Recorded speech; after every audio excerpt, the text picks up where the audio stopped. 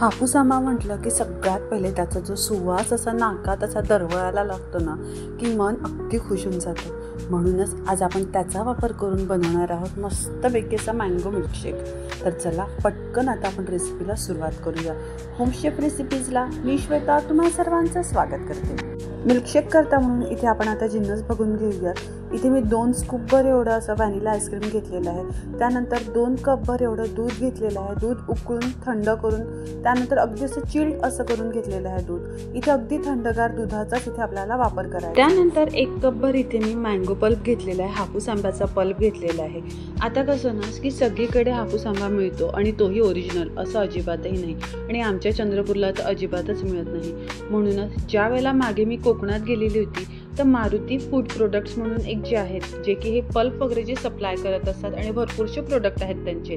Actually हे त्यांचं स्वतःचं प्रोडक्ट आहे आणि आपल्याला जो होम डिलिव्हरी पाहिजे असेल आहे तर त्यांचा नंबर देखील मी तुम्हाला डिस्क्रिप्शन बॉक्सला देतेच आहे. आणि हे पेड प्रमोशन अजिबातही नाही आहे. मी देखील फर्स्ट टाईम त्यांच्याकडनं हा पल्प घेतलेला आहे आणि खरंच टेस्ट खूप छान अशी ह्या पल्पची आहे. थोडासा पल्प जो आहे का जारला मी असा स्प्रेड करून घेते आहे डेकोरेशन करता म्हणून. इथे ह्या पल्पचा वापर करून आपण आईस्क्रीम झालं, कुल्फी झालं, फालुदा झालं, आम्रखंड झालं अशा बऱ्याचशा अशा वस्तू बनवू शकतो. आणि खरंच हा पल्पला अगदी इतका छान असा सुवास आहे ना जसा की अगदी मस्तपैकी असा हापूस आंब्याला असतो.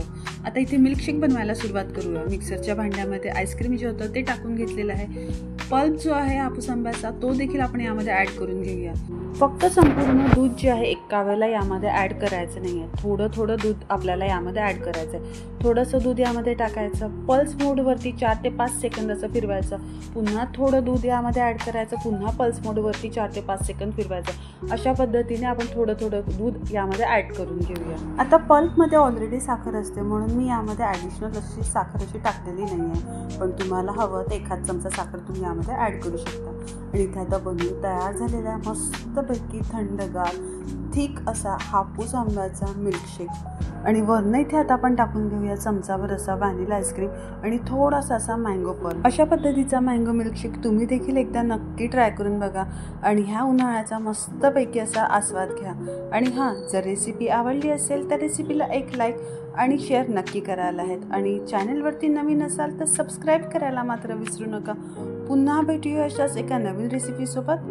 तोपर्यंत होमशेफ रेसिपीज बघत राहा आणि ट्राय करत राहा.